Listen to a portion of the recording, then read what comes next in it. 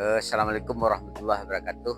Kami sebagai Ketua Kelompok Tani Sawah Bangsa ingin menjelaskan sedikit tentang Kelompok Tani Sawah Bangsa.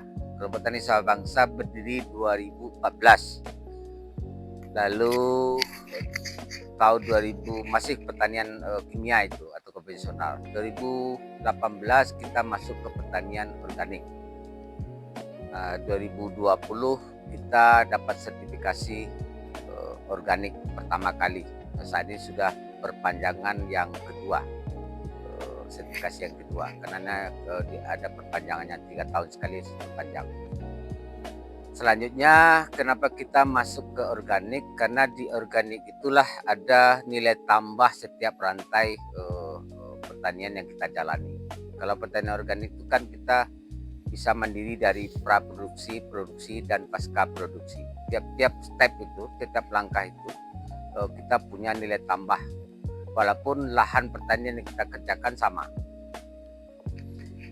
Lalu untuk sampai ke situ kita sampai mandiri, maksudnya kita menyiapkan semuanya dari awal. Di praproduksi kita menyiapkan agen hayati perombak tanah namanya. Ada 2 macam. Pertama tentang dekomposer, kita ada 2 dekomposer, trichoderma dan DD farm. Ada zat pemacu tumbuh, ada fotosintetik bakteri, ada ekoenzim, ada cakabas, befuria. Kita sudah produksi sendiri dengan bahan lokal. Itu di praproduksinya. Masing-masing ini kita jadi nilai tambah, bisa dijual belikan. Penghasilan sendiri di kelompok. Lalu selanjutnya di praproduksi ini kita harus pelihara ternak, walaupun kompos itu tidak harus dari kotoran hewan, kohe ternak, tapi supaya kita dapat nilai tambah kita pelihara ternak. Kita mengutamakan kohenya, karena ketika ternak sudah besar bisa dijual. Ternak itu kan bagi orang tani adalah tabungan yang nyata di petani, dan pakannya dari limbah pertanian.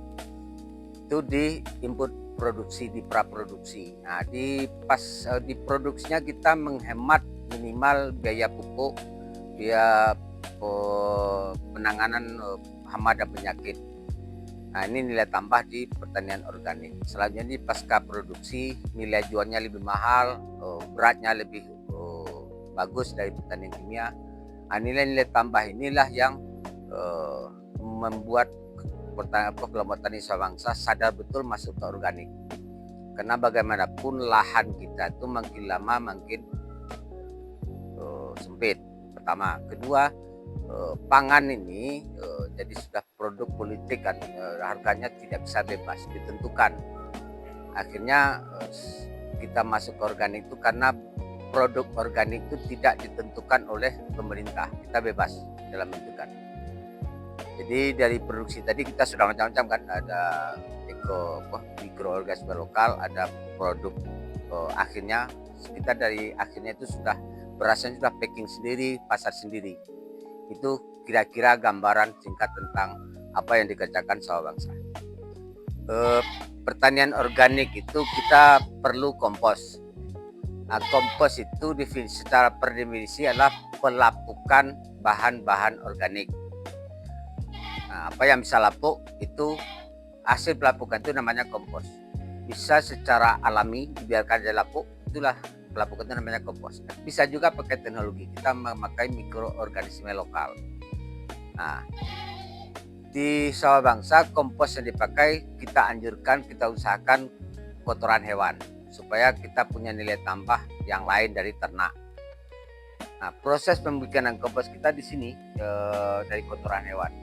Prosesnya yang mentah kayak gini, bahan baku kayak itu kita semprot pakai dekomposer, triko dan DD. Itu prosesnya cuma 20 hari sudah selesai, sudah bisa dipakai. Kalau kita bisa nggak terlalu berat bawanya, begitu semprot langsung pindah lahan bisa, tidak masalah. Jadi kita biarkan 20 hari itu supaya kadar airnya turun, membawanya gampang. Nah, tapi kalau bahkan langsung bawa ke lahan dengan keadaan basah gitu bisa juga, semprot langsung atau disemprot di lahan pun tidak masalah. Jadi pertanian organik itu tentang kompos dan dekomposer itu bagi yang paham tidak ada yang susah, gampang. Kita stepnya mulai dari mana pun nggak masalah.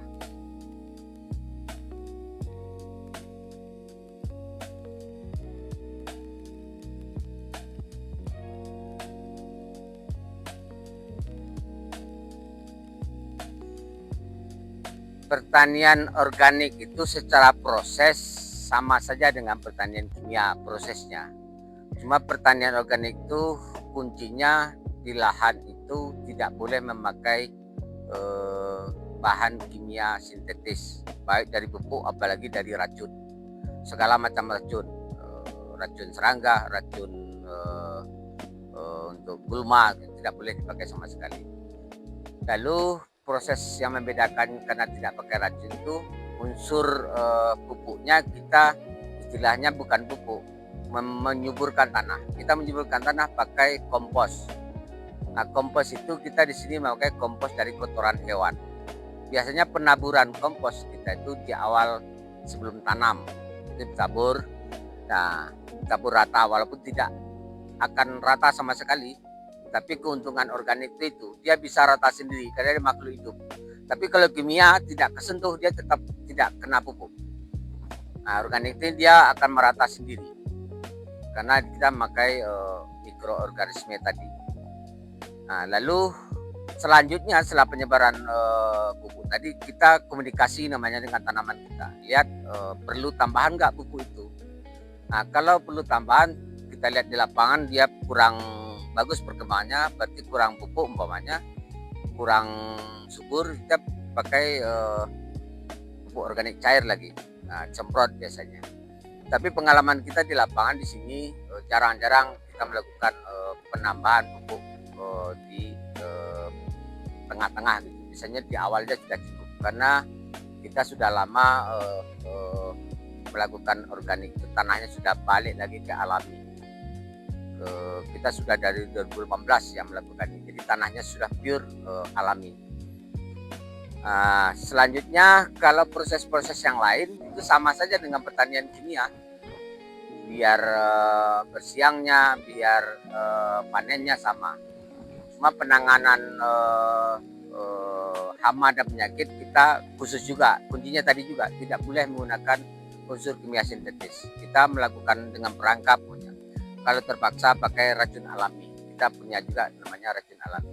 Tapi itu terakhir, membunuh dalam pertanian organik tidak boleh sebenarnya.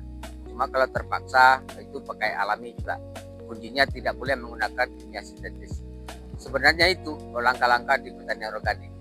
Nah, keuntungannya sebenarnya kita tidak beli, bisa bikin sendiri dengan apa yang ada di lokal kita. Mungkin sekira itu penjelasannya yang kami lakukan di Sawah Bangsa.